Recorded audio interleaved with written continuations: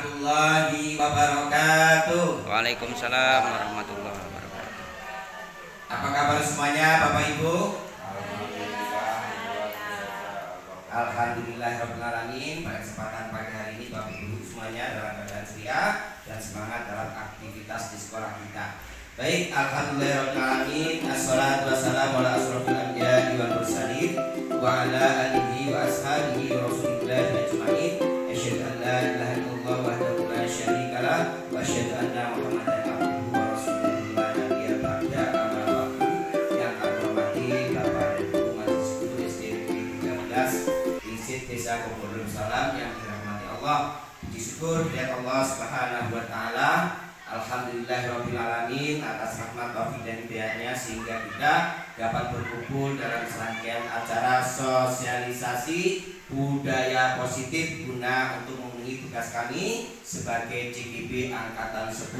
Atas kesempatan izin dan waktunya saya ucapkan terima kasih kepada Bapak dan Ibu semuanya. Dan selanjutnya salam salam kita dalam junjungan Nabi Muhammad sallallahu alaihi wasallam biqaulina Allahumma sholli ala sayyidina Muhammad wa ala ali sayyidina Muhammad. Insyaallah dengan selanjutnya kita berselawat nantinya di yaumil mahsyar kita akan mendapatkan pertolongan syafaat fi dunya atau akhirah. Amin Allahumma amin.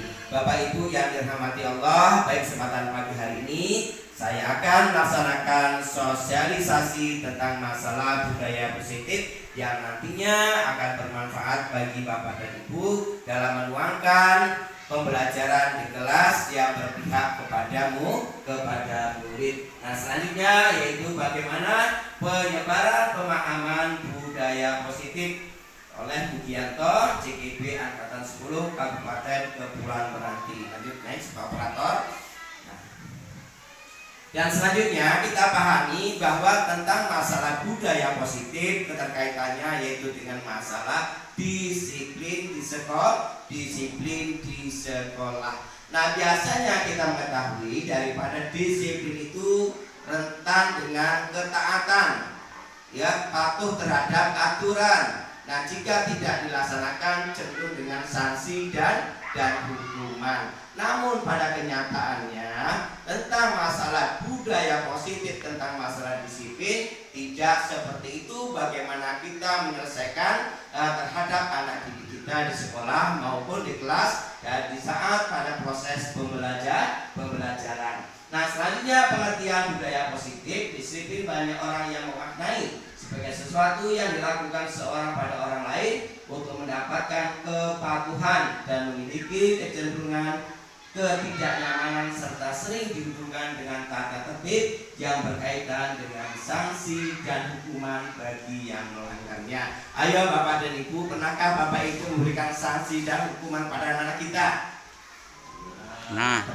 Nah, itu kita lakukan adalah dengan tujuan untuk mendisiplinkan anak di kelas ataupun di sekolah kita. Nah, bagaimana kita mengubah tata cara seperti ini sehingga tidak menjadi sesuatu yang menjadi hukuman, sehingga menjadi beban ataupun tekanan kepada anak didik kita di kelas. Nah, menurut Ki Hajar Dewantara menyatakan bahwa untuk mewujudkan murid yang merdeka, murid harus memiliki disiplin yang kuat yang berasal dari dirinya ataupun berasal dari luar dirinya. Artinya apa? Dari dirinya itu artinya keinginan dia, ya, keyakinan dia, harapan dia bagaimana dia bisa menerapkan nilai-nilai kedisiplinan itu bisa tertanam pada diri anak tersebut sehingga ia dapat leluasa, merasa nyaman berada di kelas. Nah selanjutnya dari luar diri anak adalah dari kita sendiri selaku guru, bagaimana kita memotivasi anak, mengarahkan anak kepada tingkat kedisiplinan. Next, ayo.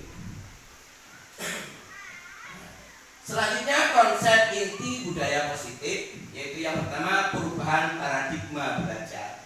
Nah, perubahan paradigma belajar kita itu bagaimana kita belajar penerapannya yang berpihak kepada murid. Artinya apa? Selama ini kita mengajar di kelas, kita ingin merasa nyaman di kelas kepada siswa yang bandel, siswa yang susah dikondisikan, kita marahin supaya kita ngajarnya tenang. Sebenarnya tidak seperti itu. Bagaimana upaya kita memfasilitasi siswa supaya belajar nyaman di kelas dan juga baik di kelas dalam melaksanakan proses pembelajaran. Yang kedua, kebutuhan dasar manusia.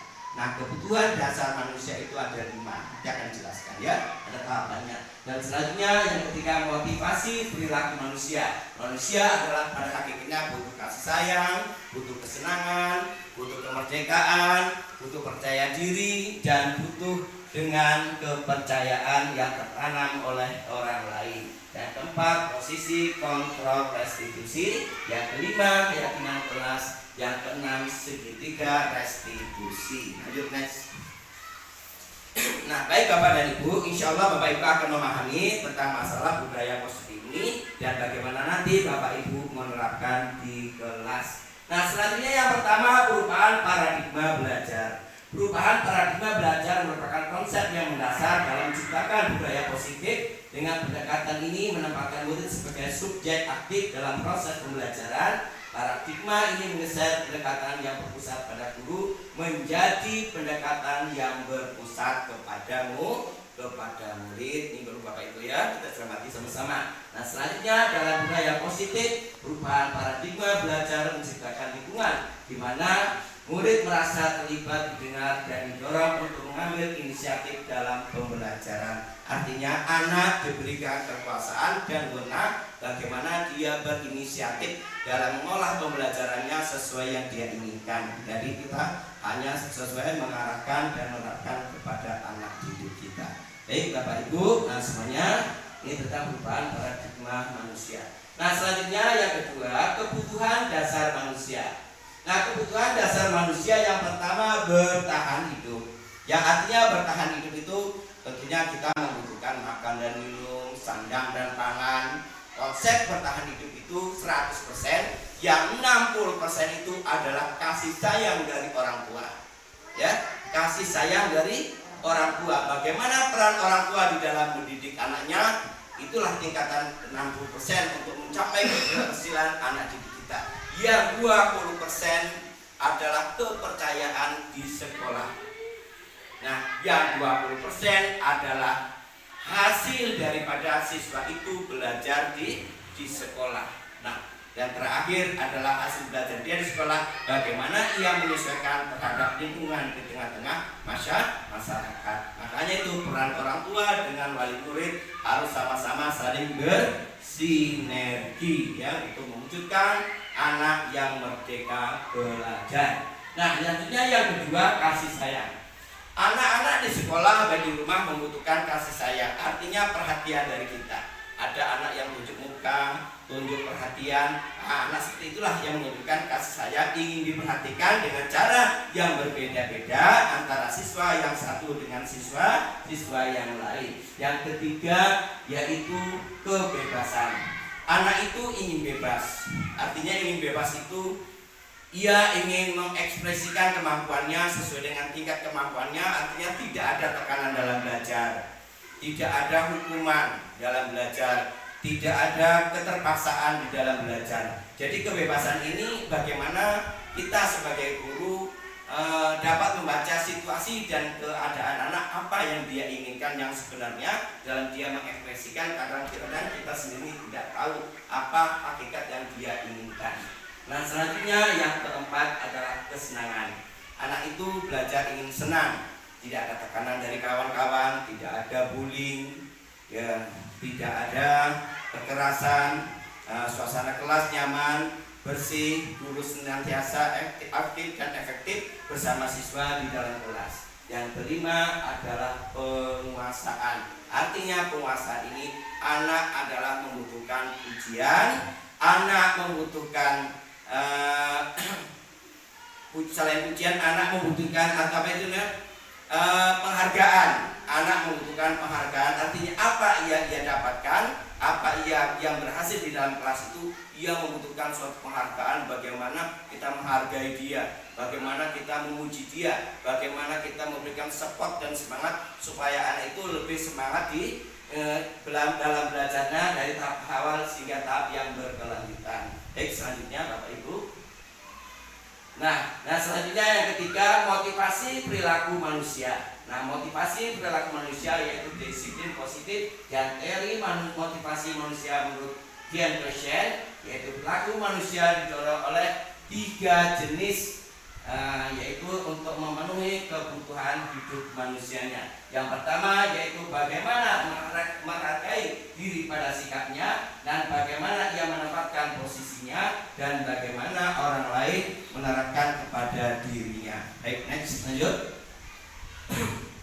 Baik. Nah, selanjutnya posisi kontrol, itu yang disebut dengan restitusi. Nanti kita akan belajar. Nah, restitusi apabila keyakinan ataupun kesepakatan yang sudah dibuat ya di dalam kelas, nah anak itu tidak melaksanakannya.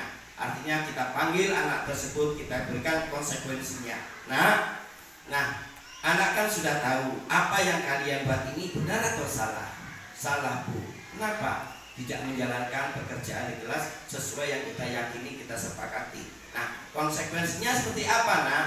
Nah, saya berjanji tidak akan mengulangi lagi. Nah, konsekuensinya jangan dari kita sebagai guru untuk menghukumnya, tapi konsekuensinya adalah pada diri anak itu bagaimana ia untuk memperbaikinya. Nah, selanjutnya yaitu sebagai penghukum. Ya, 5 posisi kontrol yang diterapkan seorang guru. Yang pertama sebagai penghukum. Contoh, Bapak Ibu. Nah, kenapa kamu melakukan yang seperti ini? Awas ya. Nah, itu adalah merupakan suatu penghukum. Jadi memberikan tekanan kepada anak sehingga anak itu merasa minder dan tertekan. Itu yang tidak boleh kita lakukan. Ini cara-cara lama. Yang kedua, membuat merasa bersalah. Nah, anak itu merasa bersalah. Contohnya seperti ini, Bapak Ibu. Wahai anak-anak semuanya, coba perhatikan Bapak ini. Bapak sudah berusaha penuh mengajar kamu, mendidik kamu. Coba perhatikan, Bapak sudah merasa capek seperti ini. Nah, ini ya sikap kamu ini, pekerjaan tak diselesaikan, tugas-tugas tak diselesaikan, hasilnya seperti ini, capek Bapak. Nah itu akan timbul pada diri anak itu merasa bersalah, timbul kasihan kepada guru, tapi hanya sesaat itu, nanti terulang kembali. Nah, itu tidak boleh kita melakukan hal yang seperti itu. Nah, yang selanjutnya merasa teman. Nah, merasa teman misalnya seperti ini. Wahai anak-anak semuanya, apa yang kalian lakukan ini adalah suatu tindakan yang tidak benar, adalah salah. Nah, coba anak semuanya jangan ulangi ya, janji ya. Nah, ini tapi kita tidak membuat tindakan merasa teman, merasa bersahabat atau kesebayaan. Nah, selanjutnya sebagai pemantau. Apapun kejadian yang di kelas, yang anak lakukan di kelas maupun di luar kelas, kita hanya bisa memperhatikan, anak ini nakal, anak ini pandai, anak ini lancar, anak ini cerdas, anak ini ada kelebihan dan sebagainya. Memantau, tapi kita tidak memberikan tindakan-tindakan yang merangsang pada anak itu baik dan tidak baiknya. Dan yang kelima adalah sebagai manajer. Sebagai manajer artinya mengarahkan anak teman ke bagaimana mencapai kepada tingkat upaya yang telah kita sampaikan supaya anak itu dapat melaksanakan tugasnya dengan baik sesuai yang kita harapkan. Baik Bapak Ibu, ada pertanyaan?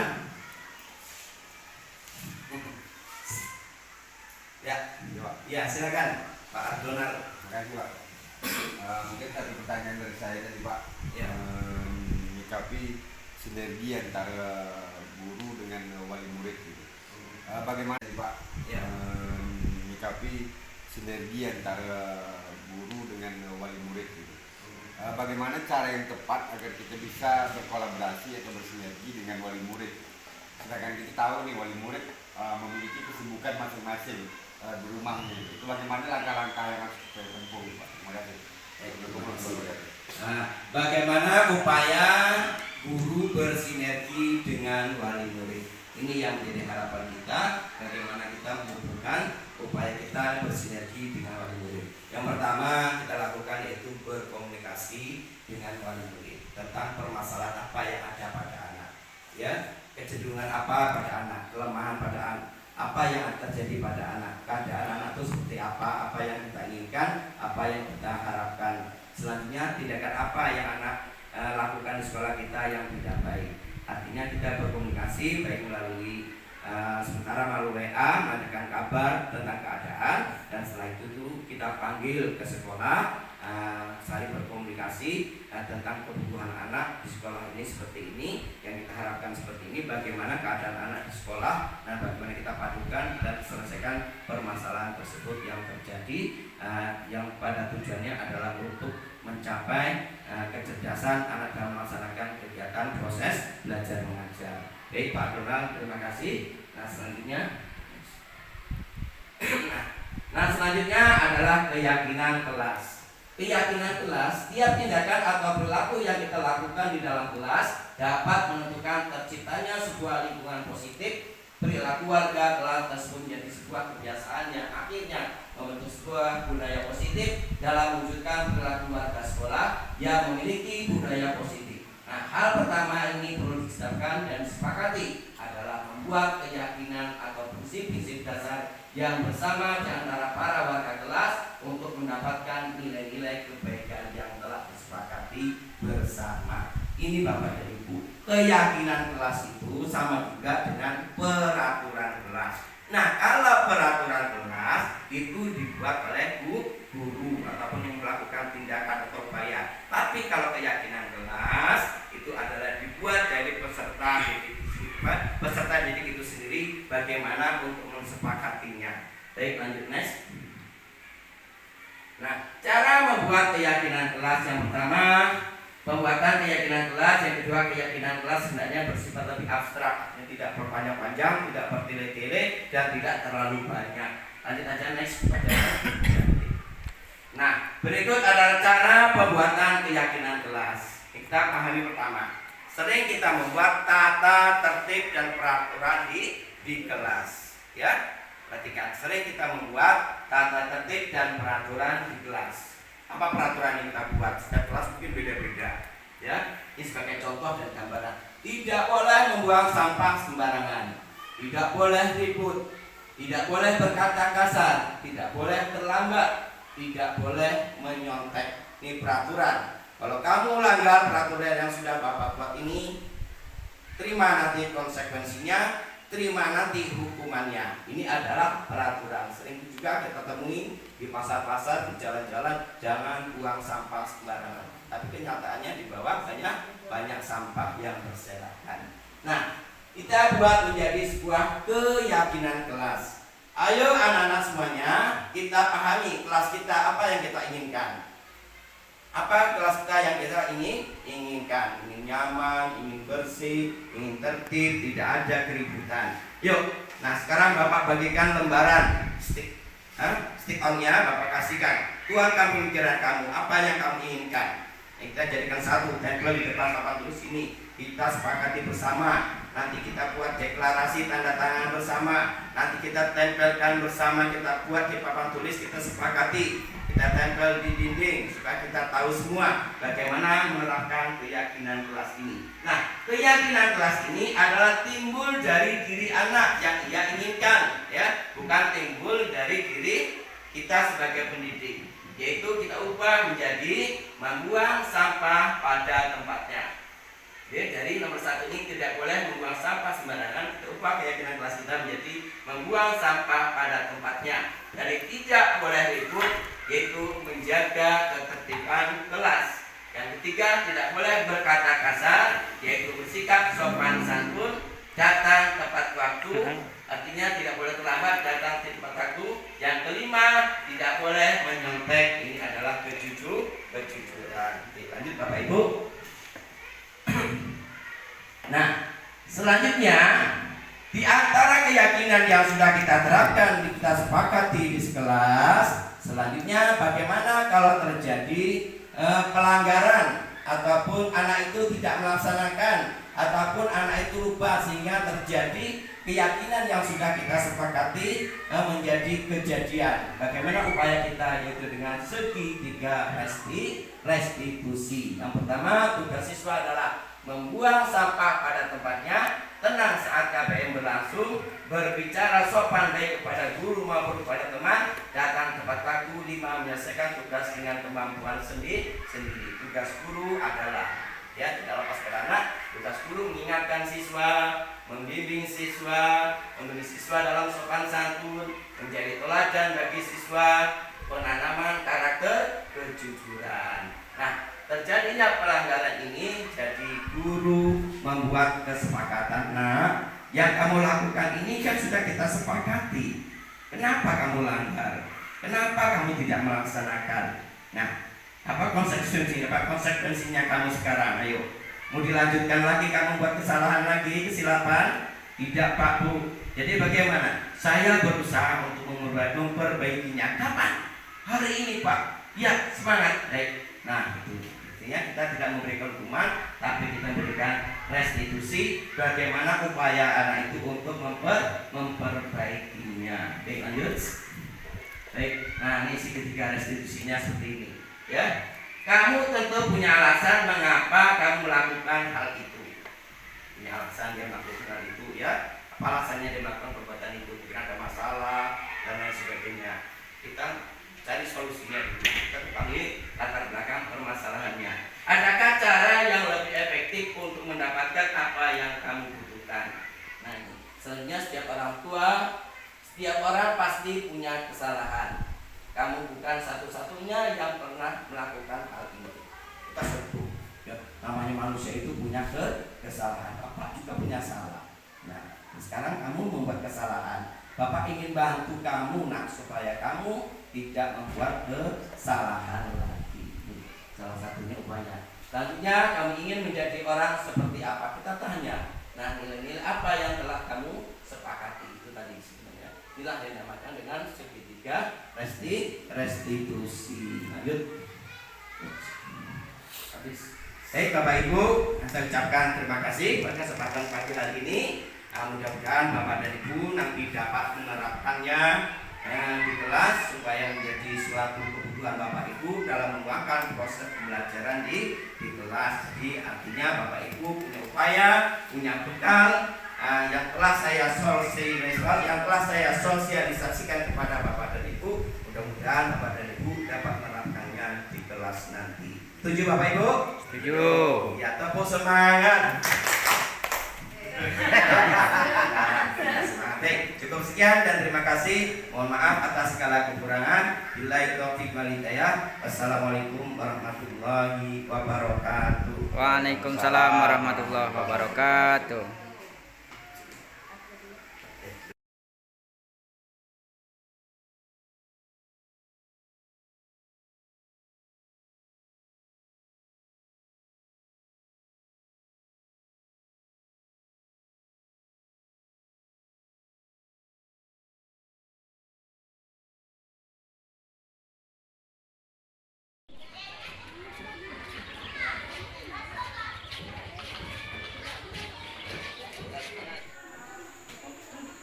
Assalamualaikum warahmatullahi wabarakatuh. Waalaikumsalam warahmatullahi wabarakatuh. Apa kabar semuanya? Baik, alhamdulillah, luar biasa, Allahu Akbar. Amin. Alhamdulillahirobbilalamin. Anak bapak semuanya pada kesempatan pagi hari ini dalam keadaan sehat semuanya dan ceria, tetap semangat di dalam belajar.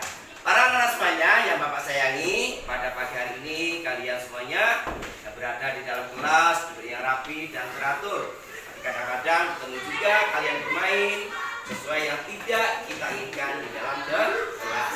Nah, Bapak jelaskan kita buat kelas kita bagaimana supaya nyaman, rapi, bagus, supaya kita belajarnya tetap dengan baik, merasa senang dan nyaman. Ayo sama-sama kita buat kesepakatan kelas. Nah, sebelumnya coba tepuk semangat.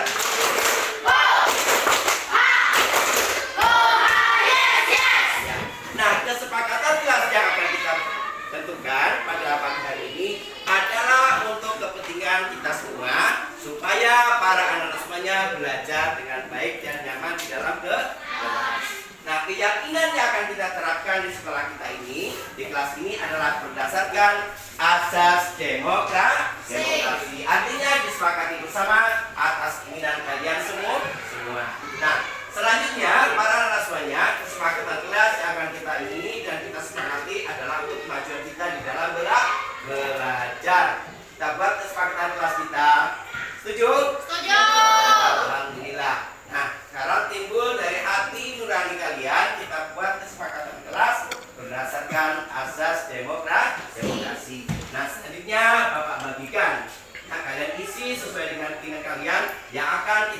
sepakati, lalu kita tempelkan di sini.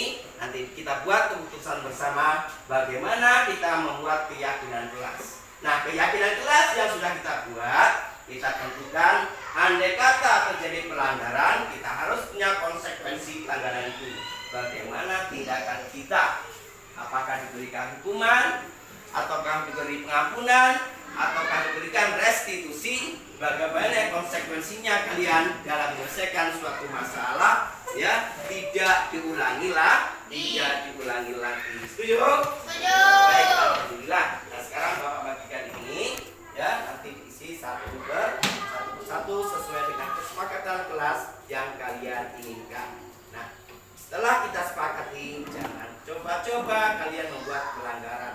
Pelanggaran itu ada konsekuensinya dan restitusinya. Bagaimana kita menyelesaikan masalah yang sudah kita sepakati.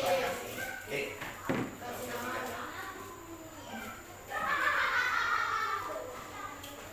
Belakang. Nah, semuanya dapat? Dapat. Oke, sudah? Sampai belum? Nah, kasihkan. Nah, selanjutnya ada penggal videonya. Coba diangkat semuanya. Iya, sudah dapat kan? Iya. Dapat semuanya. Kita buat kesepakatan kelas kita. Satu anak coba buat beberapa kesepakatan kelas kita. 1, 2, 3 dan seterusnya. Berapa mampu kamu? Nah, kita buat sepakat, kita tempelkan di depan ini. Kita buat kata mufakat dan sepakatilah keputusan keyakinan kelas yang kita bikin yang harus kita terapkan. Nah, silakan. Bapak ada yang dapat? Sudah semuanya? Sudah. Iya, anak gadis tempel sini. Iya. Sepakatan kelas dari anak gadis kita. Siapa namanya? Iya, tempel sini. Ya, duduk. Ya, sama lagi ya, maju. Bapak. Siapa lagi? Yang sudah tempel. Iya, silakan. Nanti warna biru dengan warna biru. Bawahnya. Agak atas sedikit. Lanjut, siapa lagi? Iya, maju. Silakan. Sini. Wah, Bapak dulu ya. Lanjut, siapa lagi? Iya. Warna hijau. Sini. Iya, siapa lagi? Silakan. Ayo, ayo. Iya.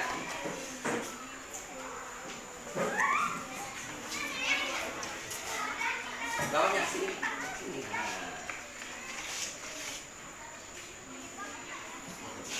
Buatnya untuk sudah.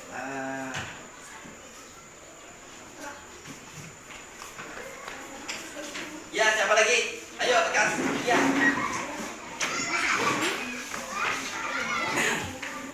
Nah, perhatikan. Nah, kesepakatan kelas yang sudah kalian buat semuanya, inilah yang akan kita sepakati. Ini adalah bukti kalian telah menyatakan membuat kesepakatan kelas sebagai bentuk keyakinan kita di dalam menerapkan, ya, suatu pembelajaran supaya nyaman dan kondusif sesuai yang kita harapkan. Nah, keyakinan kelas ini yang kita bikin adalah tujuannya untuk kenyamanan kelas kita. Ayo coba semuanya dicatat kesepakatan kelas yang kita sepakati bersama teman-teman kita. Yang pertama, tidak boleh mengejek nama orang tua. Betul. Tidak boleh mengejek nama orang tua. Ini kita sepakati itu, Ju.